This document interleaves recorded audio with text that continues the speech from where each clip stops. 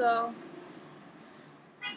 my counterterrorism class is a little bit of an emotional roller coaster for me. Some days I feel like I'm okay, and then other days it's not so great. Like, Radson did this great thing. He asked everyone to write questions down for him, the kinds of questions that we would want him to ask or to pose in the course about terrorism. And I was really pleased with everybody's questions. One person asked, is one person's terrorist, another person's freedom fighter? Why is the United States so globally unpopular after having had so much sympathy after September 11th? And I asked why 9/11 made the United States any more at war with terror than another state that suffered a terrorist attack.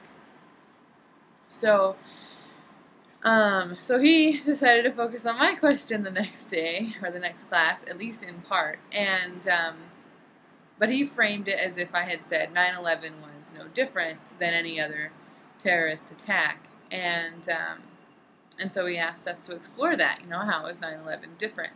And this is with terrorism being defined as something that is perpetrated by an organization that isn't a nation state, and that's not the definition I operate with. And I mean, of course, that's one of my difficulties with the course, that I don't buy the basic premises that terrorism can only be perpetrated by an organization of people not associated with a state, and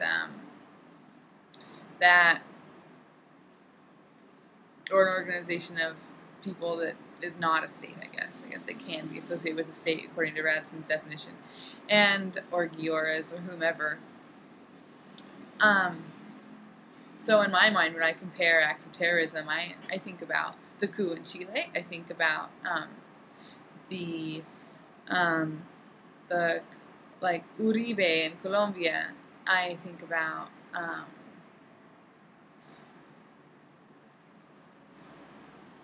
state terror. I think of war as terrorism. I don't really see the distinction.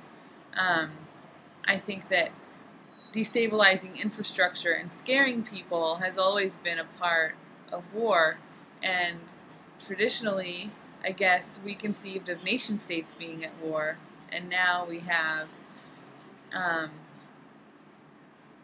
in the 90s and 80s we called them guerrillas, and before that we called them communists and socialist sympathizers, people that were using militant tactics to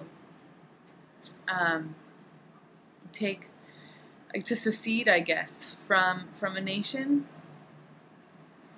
I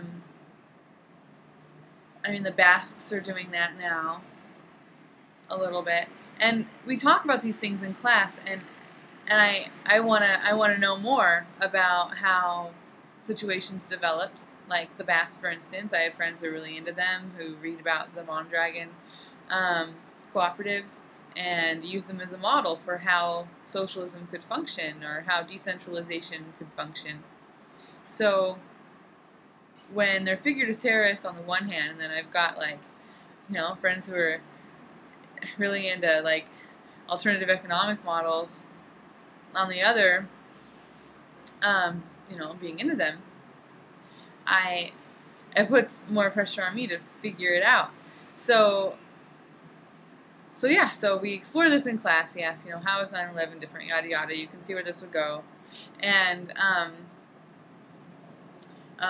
so we discussed the scale, right? How many people died, and the tactics. Is it more complex to hijack a plane than to build a bomb and put it somewhere, or to have one on your person when you're in a bus?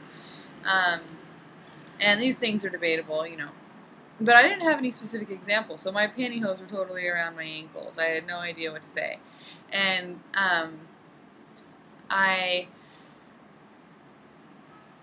So everybody's gone to Buenos Aires this weekend, and so I guess this is my opportunity to read more. I mean, I have the assigned text, but it isn't very specific about historical context and politics, and even though I'm often derided as focusing on that more than I should in a law course, I think it's the only way that I can really understand what's going on.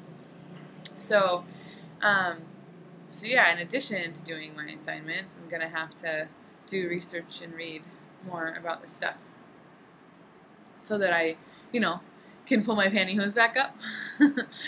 And, yeah. But other than that, I've had a pretty exciting couple of days. Yesterday I went to Castillo, Hidalgo, which is a Spanish castle in Santiago built on a holy Mapuche site, of course. And the inside is like converted into this amazing dance party bar place. It's just immense. And there's like a VIP section of it, and I met some incredibly beautiful people, and a clique of them adopted me, and they were very nice. And they took me into the VIP section. So they took me into the VIP section, and that was really cool of them. And we danced there for a while, and then we went home. Well, no, actually, we went to a bar, but I had a virgin drink, and then there I had water, and we got clowned by the Chilenos that had taken us there. They called her a chicken. I think that I may have been called a chicken too, but I don't remember. I can't imagine that I wouldn't have been. And so today I'm going to have Eli over for dinner. That's Kyle's little brother, I think. So that'll be nice to finally meet him. Oh, and today in Counterterrorism we talked about the sneak and peek and the surveillance laws that have been passed under the Bush administration. And it makes me think about how, when working with the anti-war movement, Debbie's phone was tapped, and then they notified us afterward that everybody who had spoken with her's conversations had been recorded too. And that had been done under the auspices of those laws right after, well, it was just before the war, so I guess, was it a year yet before we made it Iraq? Maybe it was. Maybe it was like a year and 6 months, a year and 5 months. I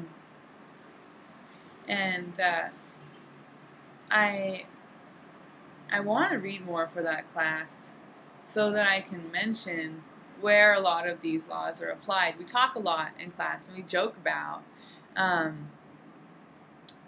the war theater. People with foreign names, people that are easily dehumanized, people that the students don't associate themselves with. And so we think about targeted killings. We talk about them, about eliminating many due process rights for people who are not United Statesians. And I think is it John Walker Lynn, who is from the United States and I guess appears like a United Statesian. Is all the images I've seen of him have been of him strapped up in Guantanamo, or performing the cultural identity of someone in the Middle East. So it's still difficult for the kids in the class to associate themselves with them, and to conceive of these laws being used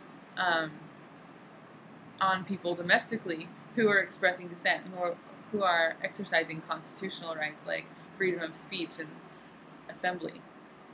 So I don't really know how to bring that up, because I'll probably get told I'm talking policy again, and it's difficult for me to handle sometimes, because when the law is so abstracted and only viewed as words on a page, and not in terms of when they're applied and how they're used and how they live, I I start to see a lack of relevance.